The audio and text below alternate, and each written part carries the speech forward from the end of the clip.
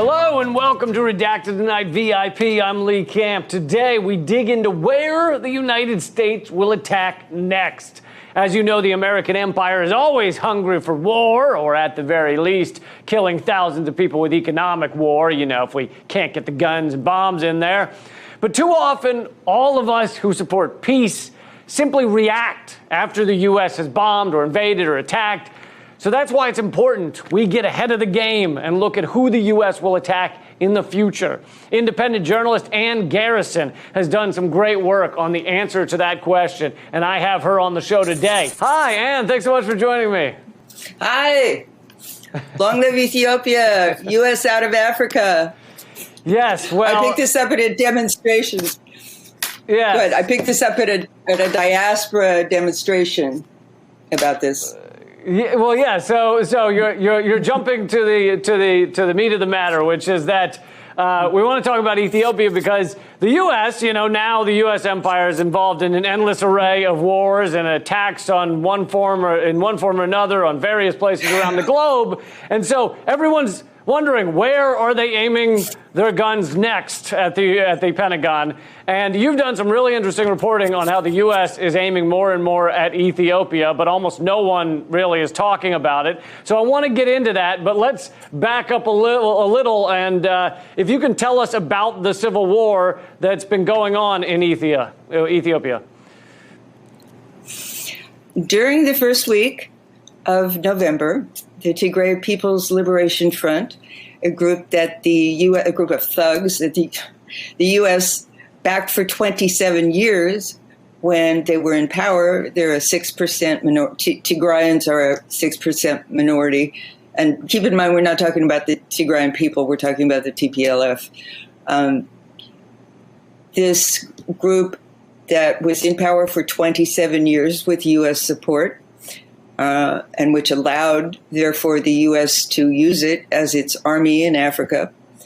They had retreated to their province after they lost power because of a popular uprising in 2018, or a series of them. And last November, they attacked a federal army base in their province. This is very important to understand because in no time, the Western press stopped acknowledging that the TPLF attacked a federal army base. I mean, right. Is there any nation on earth that would not react to an attack on a federal army base? Right. So Prime Minister Abiy Ahmed and the Ethiopian Defense Force went into Tigray. But the Western press all started saying that Abiy Ahmed had started the war.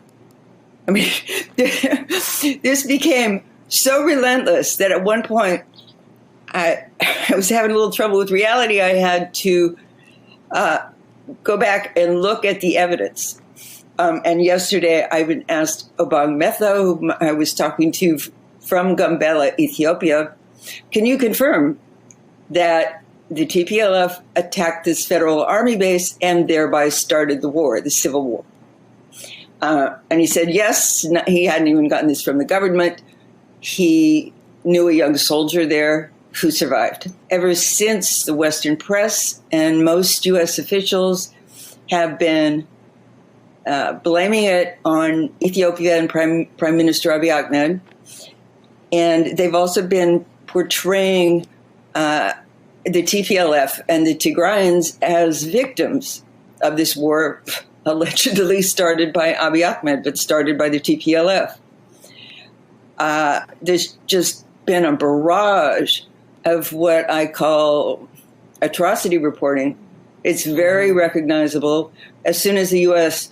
wants to attack another country, it starts these cries about genocide, war crimes, genocide, crimes against humanity. Those are all international crimes. I don't think any of them have any statute of limitations. And according to the UN Charter, if such heinous crimes are being committed, and if the UN determines that, or the UN Security Council determines that they rise to the level that justifies some sort of intervention, particularly if one country has attacked another, then the UN Security Council is supposed to organize a response, a multilateral response. Right. But the U.S. hasn't been having any luck with this. It really didn't have any luck in Iraq. The 5 permanent members, including Russia and China, voted to create this no-fly zone over Libya in 2011, but they didn't know what was going to happen. Well, I was just going to say, so it's increasingly seeming like the U.S. is laying kind of this groundwork that often we see before the U.S. decides to either invade or launch economic war, at least at a country. And so they seem to be doing that against Ethiopia, which is the second most populous country in Africa, 112 million people there. It lays at the center of this kind of geostrategically critical Horn of Africa. Can you talk a little about why the U.S. is interested specifically in Ethiopia? Well, for one, they lost their puppet, the TPLF, in, I think it was 2015. The TPLF, the Tigrayan People's Liberation Front, which dominated the government, sort of a junta from a 6% minority, they lost their puppet.